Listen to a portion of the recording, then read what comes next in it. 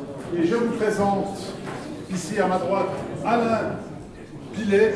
Alain est fondateur d'Axiom, une société qu'il a créée il y a 10 ans et qui est spécialisée dans l'accompagnement du changement. Il emploie 4 collaborateurs. Alain Pilet est également professeur de gestion du changement dans les HES SO de Suisse romande.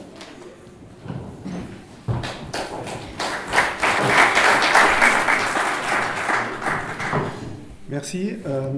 Excusez ma voix, je prends un médicament qui me la casse un peu, donc je vais rapprocher du micro. Moi, je n'ai pas avec LinkedIn, mais par contre, je dois vous saluer, M. Perrin, de la part de M. Philippe Hilty, de la Vaudoise Assurance, qui m'a dit « Ah, n'oublie pas de le saluer ». Donc voilà, je le fais en direct. Avec grand plaisir. C'est ça aussi le réseautage. Voilà. Donc nous, que je dis nous, c'est qu'il y a ici Philippe Clark et Clément Demoret qui sont mes collègues, et tout ce que je vais vous présenter, c'est le fruit de nos réflexions, donc je ne suis pas le seul à être ici, oui, sur la scène, mais au fond, vous pouvez nous interloquer comme vous voulez, nous les trois. Donc ce qu'on veut chercher, c'est le ROC. Le ROC, ça s'appelle au fond le Return on Community, parce qu'on est parti sur l'idée que généralement, ce que les entrepreneurs veulent, c'est un Return on Investment, ce qui est logique quand on veut faire du business. Et au fond, on s'est dit, mais réfléchissons sur comment on peut accompagner différemment le changement, et tout l'objectif de mon propos sera de vous démontrer ça, et je pense que vous allez pouvoir faire des liens avec des indicateurs que vous avez pu voir avant. Donc au fond, ce qu'on veut faire en accompagnant le changement, c'est agir sur la communauté. Et dire mieux, c'est agir avec la communauté. Parce qu'au fond, quand on agit sur la communauté, on démontre qu'il y a un impact de productivité, un impact d'efficience, un impact d'intérêt, de construction de sens. En plus de ça, quand on motive la communauté et puis qu'on la satisfait, non seulement on voit ce développement de production, mais on voit en plus de ça une diminution par rapport au turnover, on voit une augmentation par rapport au chiffre d'affaires de l'entreprise. Alors j'espère que ça marche, je fais le test. Je passe au-dessus de tout le monde. Si, ouais, on s'est dit. Hop.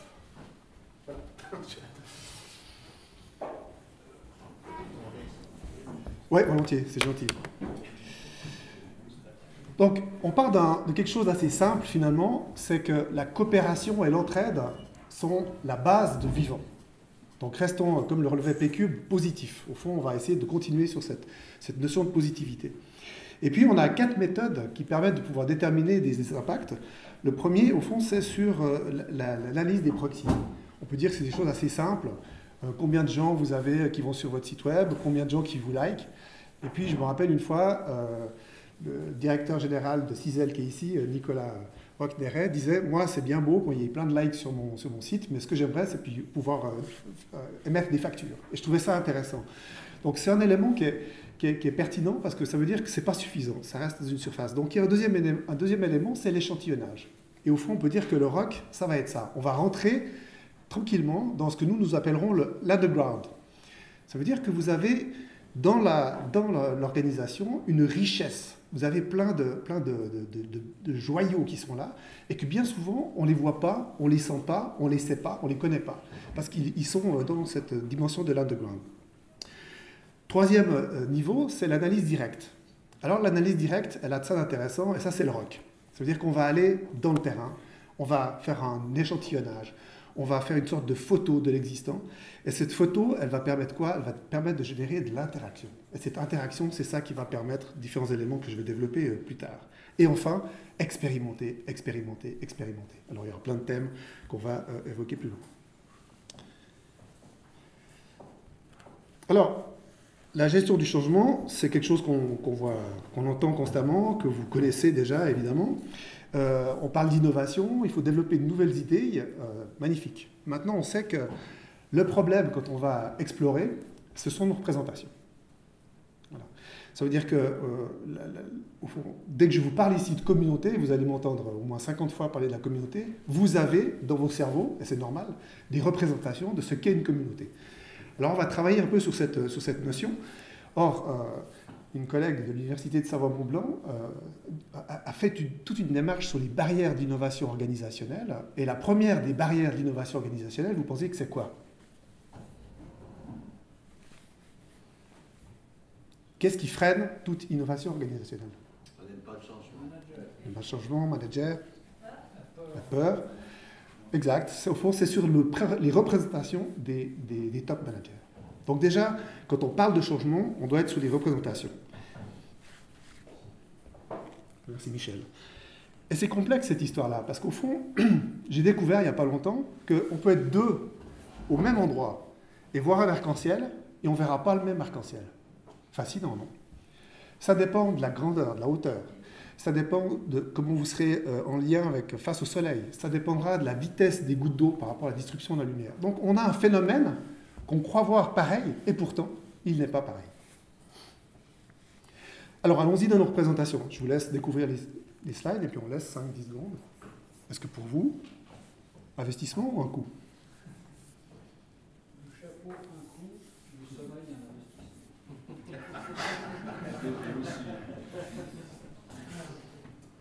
Un coût au départ, et quand il va grandir, ça sera un investissement pour la société. Ok.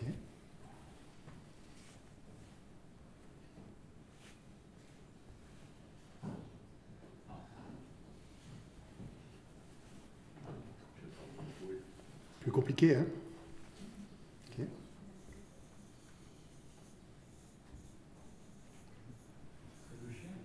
Ouais, l'autre jour, ma fille a dit la même chose, hein, le chien.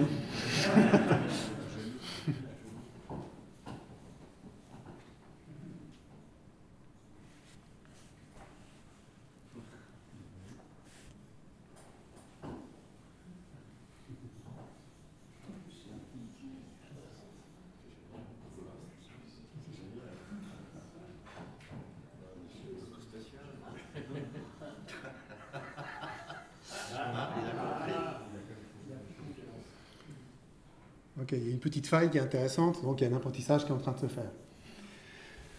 Donc au fond, c'est quoi ce rock? La première fois que je l'ai entendu, j'ai eu la chance de pouvoir aller dans un congrès à Boston en 2012, plus précisément à Providence, et puis il y avait 400 chercheurs, des innovateurs, des chefs d'entreprise qui étaient là pour réfléchir sur comment on peut produire dans le monde, au fond, une autre forme de valeur ajoutée en lien avec des transformations. Et puis, je suis tombé sur un type qui m'avait l'air un peu fou parce qu'il avait dans sa poche 80 millions. 80 millions qu'il pouvait investir dans un territoire qui est Los Angeles. Je lui dis, mais raconte-moi, parce qu'il me parlait de Return on Community, je n'avais jamais entendu parler de ça. Et au fond, en innovation, ce qu'on sait, c'est que les villes qui innovent le plus sont les villes où il y a le taux d'artistes le plus élevé. Et donc, à partir de là, quand on mixe différentes cultures, vous mixez des gens du business, vous mixez des gens, des artistes, vous mixez des gens de l'éducation. Bref, vous comprenez, vous arrivez à pouvoir avoir une réflexion qui est hétérogène, qui permet un peu comme sur votre chantier de pouvoir mélanger des visions du monde différentes.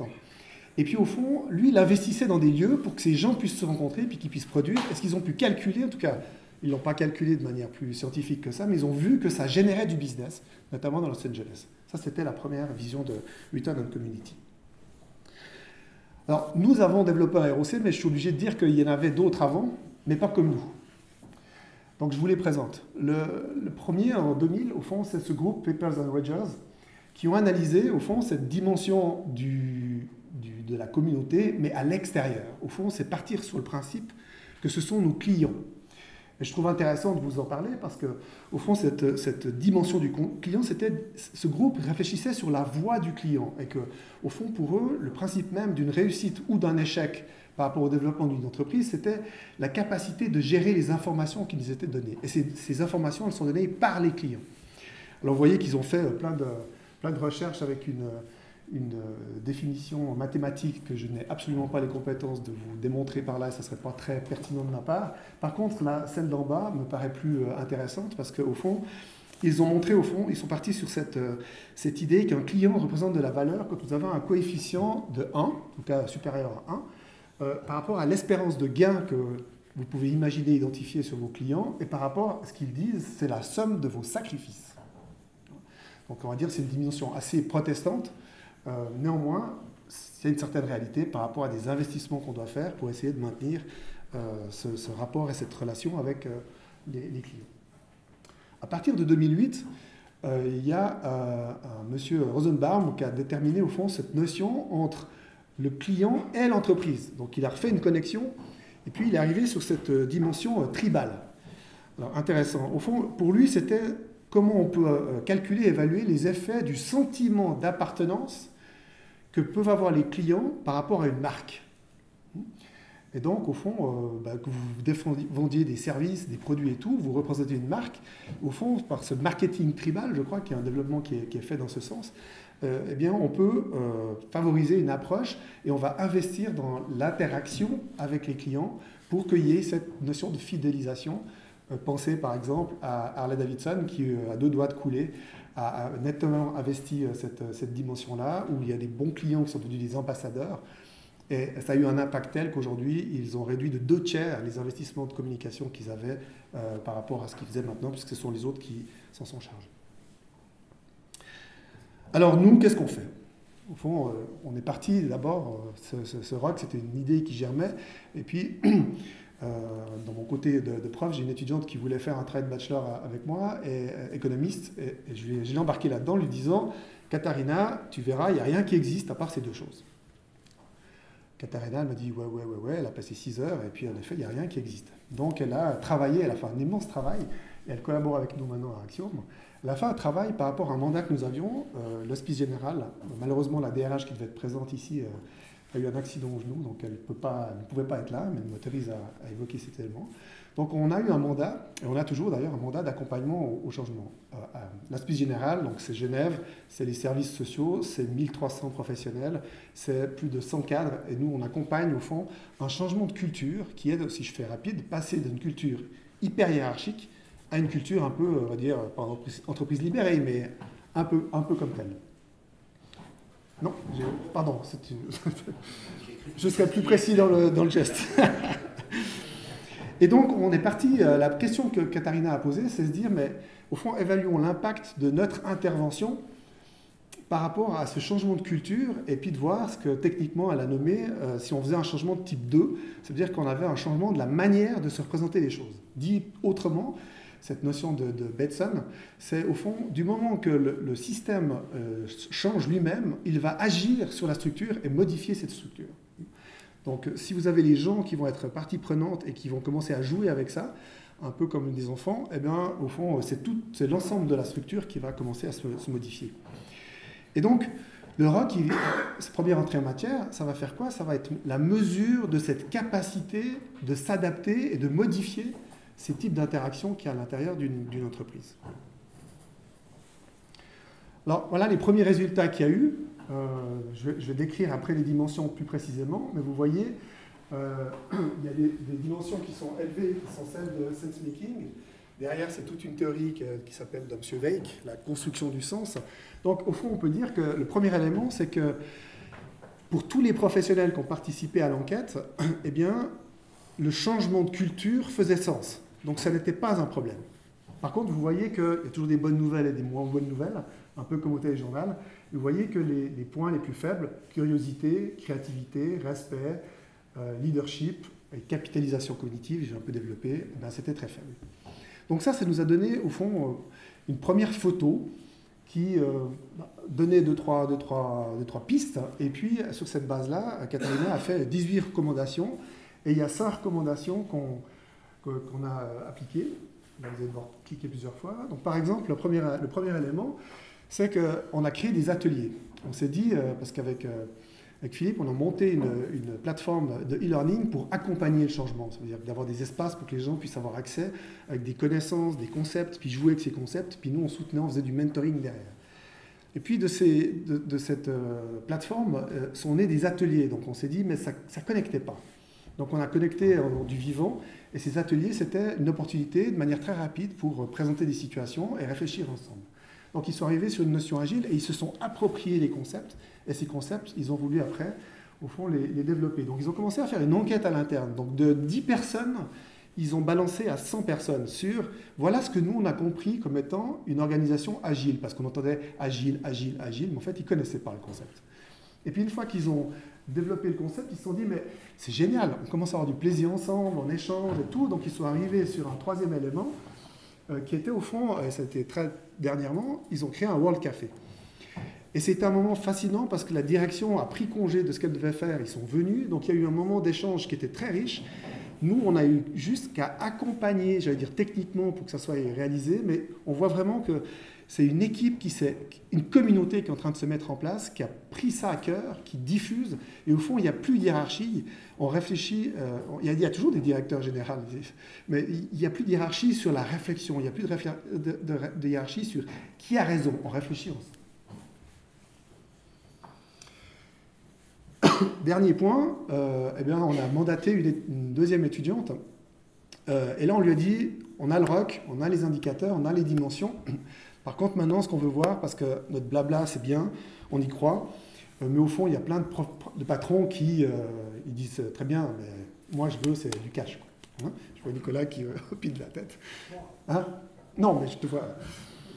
Alors, elle a fait un truc osé, je la laisse sa responsabilité, mais c'était quand même intéressant. On a, au fond, avec la collaboration de mon collègue, le professeur Riccardo Bonazzi, qui est lui un statisticien, enfin, il gère des trucs que moi, je ne gère pas, qui a accompagné là-bas cette démarche. Et on a aujourd'hui la clarté qu'il y a un impact, une démonstration de le lien entre le ROC et le résultat financier. Et elle l'a testé dans le cadre du F-Session, avec cette dynamique assez spéciale et intéressante qu'elle a pu évaluer de manière qualitative dans les entretiens.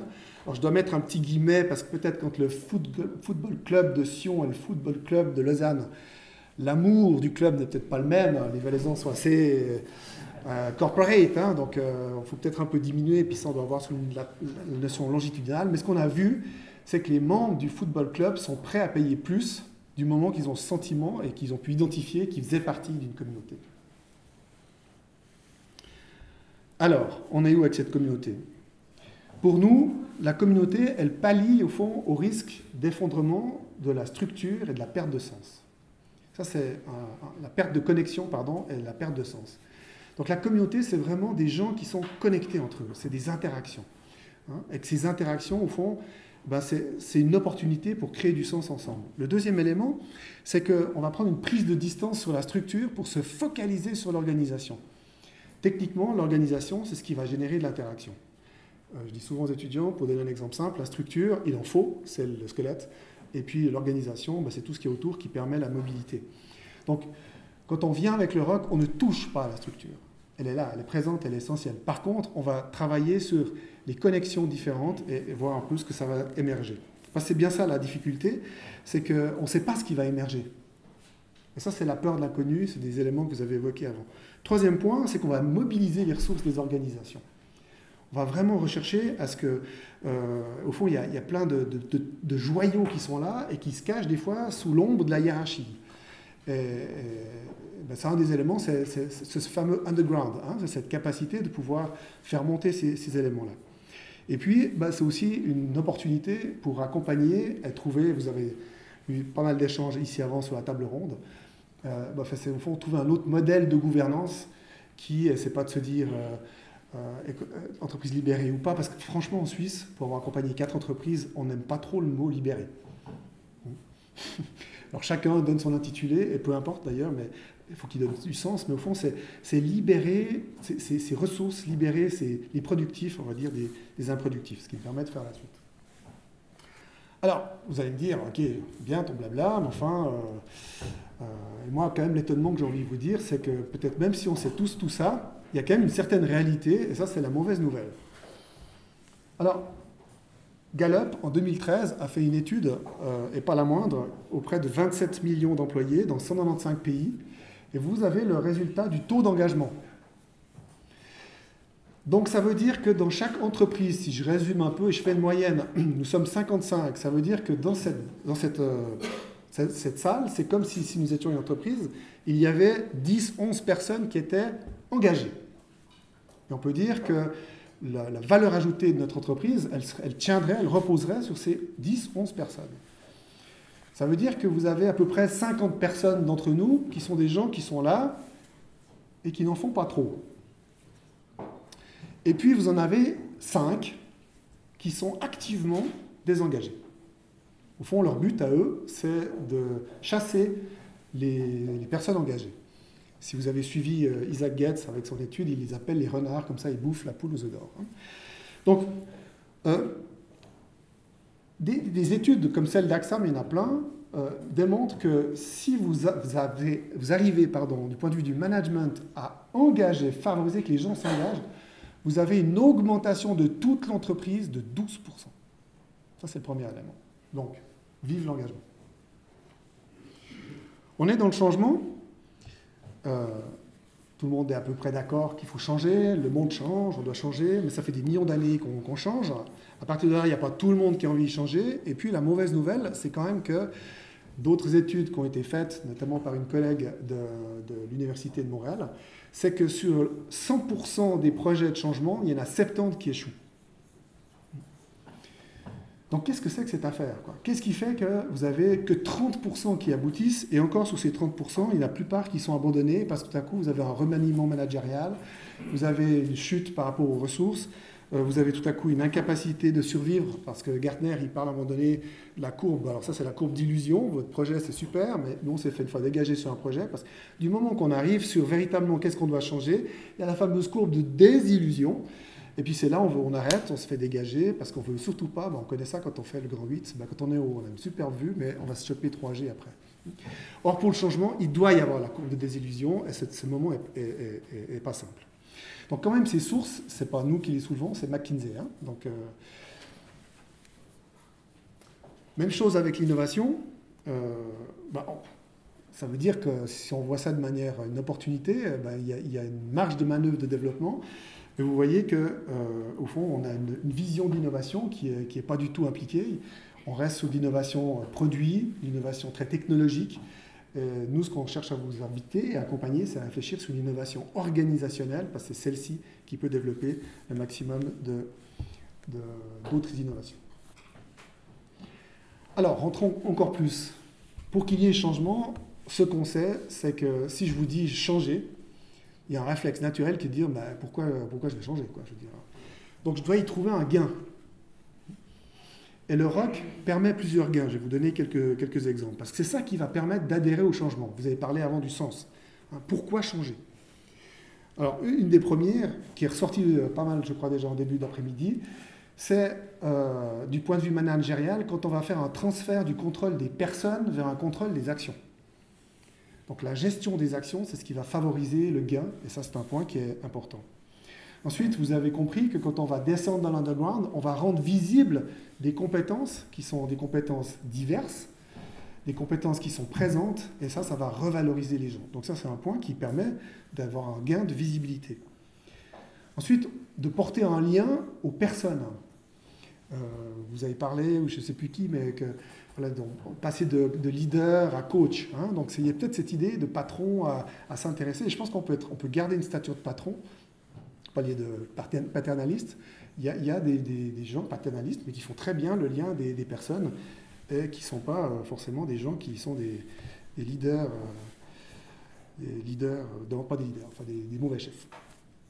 Et puis, il y a peut-être à rediriger, et là, c'est des indicateurs qui sont sortis de votre analyse, peut-être pas sortir, bien sûr, ne pas oublier la productivité, mais rediriger l'attention sur les liens, sur les connexions entre les personnes.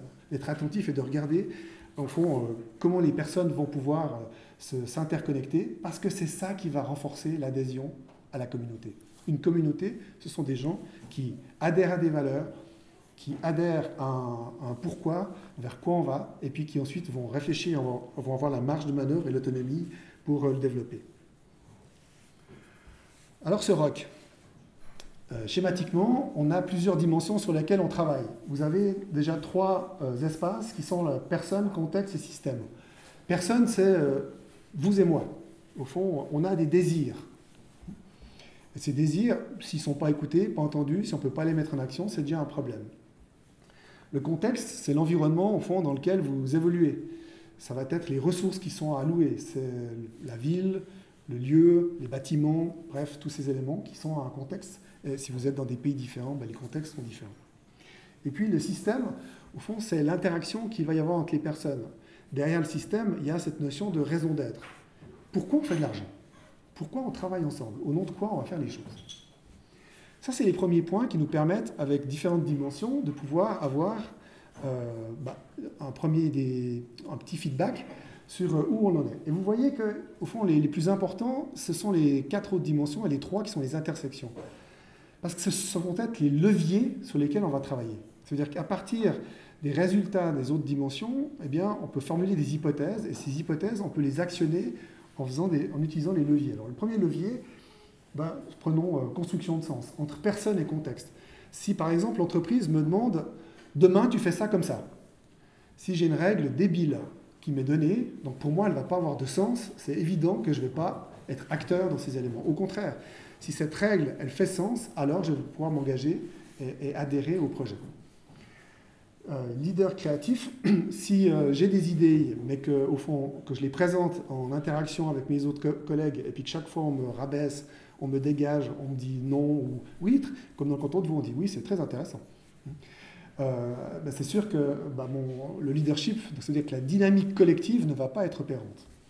Et enfin, entre le contexte et le système, c'est-à-dire qu'on va être la communication, et ce n'est pas la communication salut, ça va, comment tu es, non, c'est la communication en lien avec la mission. Est-ce qu'on est clair sur les objectifs? Est-ce que ça va générer, au fond, des délégations? Est-ce qu'on va être clair sur les tâches qui me sont attribuées et vers lesquelles je vais pouvoir être autonome? Et au fond, vous voyez que le modèle mécanique est du coup assez simple, c'est que plus vous allez avoir des intersections qui vont être grandes, eh bien plus votre communauté va être expansive. De manière plus simple et concrète, on peut travailler sur ces indicateurs. Donc si je reprends l'exemple de l'hospice général que je vous ai parlé avant, vous voyez en bas système capitalisation cognitive ici. C'est clair que l'expérience que je vous ai montrée du World Café, je pense que si on évaluait maintenant, eh bien, il y a eu cette capacité d'apprentissage collectif qui a été augmentée. Il y a sûrement eu de l'intelligence, donc de la mixité par rapport aux interactions inter-hiérarchiques, interfonctionnelles.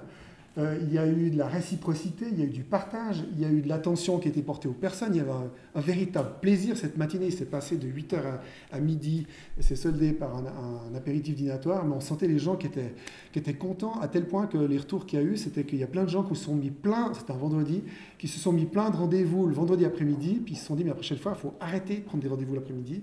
Restons là-dessus et puis on continue à réfléchir. On ne perd pas de temps en faisant ça. Avec la motivation interne, donc l'engagement des personnes, je rappelle, 12%, elle va être augmentée parce que la motivation interne, tous les coachs le savent, c'est là-dessus qu'on peut travailler. Mais il n'y a que la personne qui peut se motiver elle-même. Le salaire, tous ces éléments que vous avez évoqués avant, ce ne sont que de la motivation externe sur laquelle l'impact est très faible. Merci Clément pour ton... il nous a mis ça en graphique. Donc, nous, pour accompagner au fond ce changement, ce qu'on s'est rendu compte, c'est que la peur que vous évoquiez avant par rapport aux représentations, c'est qu'au fond, les gens devaient nous dire « Ok, on vous fait confiance, mais on ne sait pas où on va ». Donc on a dû travailler sur une modélisation qui rassure, sur une modélisation qui nous permette de pouvoir sécuriser. Et on a utilisé un radar. Voilà, cette dimension du radar, elle permet non seulement de rassurer, mais de se repérer aussi, de s'orienter, et puis elle favorise l'adhésion. Donc on a 4 étapes. Et vous voyez que ces 4 étapes, elles ont 3 seuils. Au fond, considérez les seuils comme étant des rituels de passage. Quand on vend le rock, au fond, on vend des étapes, mais on peut s'arrêter à n'importe quand. Donc on négocie chaque fois dans les étapes, et si les gens disent à un moment donné, nous on arrête, on arrête. Par contre, dès qu'on se lance dans une étape, alors on ne lâche pas l'étape, ça veut dire qu'on doit absolument définir les premiers objectifs. Donc l'initiation, au fond, on ne sait encore pas trop, on en parle d'étalonnage, on doit pouvoir, dans cette dynamique-là, pouvoir favoriser, au fond, une mise en mouvement. Et cette mise en mouvement, elle nécessite de donner clairement vers où on va, quels sont les objectifs, quelle est la profondeur et l'orientation du changement qu'on veut déterminer, et puis quels sont les résultats qui sont désirés et attendus par rapport à la direction, et aussi quels sont les moyens que la direction va mettre clairement pour que ce changement puisse opérer. Une fois que ça c'est défini, au fond, les initiants, c'est ça, et c'est bien souvent les membres de la direction, les initiants vont passer les clés, et là c'est symbolique, ça veut dire qu'il y a un transfert d'autorité qui va se faire, où ce sont d'autres personnes qui vont venir dans la deuxième étape, où quand on innove, on dit toujours « think out of the box », et là Philippe une fois a eu un coup de génie, il a dit « mais nous ce qu'on veut, c'est pas ça, c'est think the box ». Pensons la box. Parce qu'il y a tout ce génie qui est là à l'intérieur, et c'est tellement dommage de passer à côté de ça. Donc à partir de là, il s'agit d'aller acquérir des données. On fait du data. On va aller faire ça de manière plutôt anthropologique. On va faire ça avec le rock, on va renforcer les qualités qui sont là au niveau des interactions, ce qui va nous permettre de pouvoir faire émerger, de pouvoir expliciter, au fond, ce qui existe à l'intérieur de la box. Troisième point, c'est l'instauration. Ça, c'est le moment assez sympa. On va prototyper, il faut faire, il faut expérimenter. C'est-à-dire qu'il y a des choses qui émergent, il y a des idées qui sont là, il ne faut pas rester sur du conceptuel, il faut essayer. Et à partir de là, il va y avoir la mise en place de l'expérimentation des espaces communautaires, et c'est ça qui va permettre de pouvoir renforcer cet esprit de communauté. On se fait plaisir aussi à ce moment-là. Et à la fin, la vie, bon, on a voulu l'appeler comme ça, parce qu'au fond, du moment que la communauté elle est instaurée, eh bien, les choses se passent. Ça veut dire que la question de l'ajustement, quand il y a des problèmes, ce n'est plus un problème, ça devient une opportunité, et donc on n'est plus sous quelque chose qu'il faut absolument faire. Donc on a identifié des conditions nécessaires pour qu'il y ait la coopération, et vous voyez qu'on parle de coopération et non pas de collaboration, parce qu'on peut très bien collaborer sans être au fond dans une dimension d'adhésion. La coopération, il y a vraiment cette notion de sentiment de sécurité. La réciprocité, ça veut dire que je te donne mes compétences parce que elles vont être utiles, mais tu vas me donner tes compétences parce qu'elles vont m'être utiles. À partir de là, il y a cette notion d'équité qui arrive, il y a le nous qui va se forger. Et le nous, c'est ce qui identifie la communauté. Nous, on doit faire attention, parce que je dis nous, c'est nous en tant d'équipe, parce que bien souvent, quand on parle, c'est « ouais, mais tu », un peu comme dans le couple, hein, « ouais, mais tu, mais non, mais je, mais tu », ou bien « il », non. On doit communiquer en nous. Nous avons un problème. Nous avons réussi quelque chose, nous, et que ce nous renforce la communauté. Et le sentiment de confiance, je ne sais pas si vous vous rappelez, mais c'était le résultat le plus faible qui est sorti de votre étude, et c'est celui qui était souhaité le plus élevé. Donc la confiance, c'est un point important au niveau de la communauté. 2 points encore, donc au fond, c'est dire qu'on travaille sur 3 axes. Cette notion de coopération, la communauté, elle doit permettre à coopérer. Elle doit développer cette extension du nous, et puis, au fond, cette dynamique collective que nous, qu'on appelle le leadership. Le leadership, c'est au fond, quand quelqu'un a une idée, c'est pas le leader qui a le leadership, comme j'entends bien souvent, c'est le leader qui va à un moment donné avoir une idée un peu folle. Et le leader, c'est pas forcément la personne qui est hiérarchiquement responsable, c'est quelqu'un qui, tout à coup, va avoir une idée suffisamment intéressante pour que d'autres se disent « Waouh, ça vaut le coup de la suivre ». Alors, quand on fait le rock, on a plusieurs scénarios. Et à partir de ces scénarios, on formule des hypothèses. Alors, je suis au bout de mon exposé. Michel, on a créé pour vous des petites questions. Donc, mes collègues vont vous les transmettre. Et puis, si ça vous intéresse, au moment où vous voulez, vous pouvez y répondre. Donc, vous avez de 1 à 5. C'est des questions, vous ne savez pas, évidemment, ça reprend le concept des espaces que je vous ai montré avant. Et puis, si vous avez envie d'un petit feedback, vous nous envoyez, vous nous la donnez ici. Et puis, nous, on vous fera un petit retour, bien évidemment très rapide, mais histoire de voir, par rapport à votre présentation, si ça vous intéresse, dans votre entreprise où vous en êtes, et puis où vous pensez que votre communauté, elle est existante ou pas, et puis de voir, à partir de là, quels résultats vous pourriez avoir. Merci de votre attention.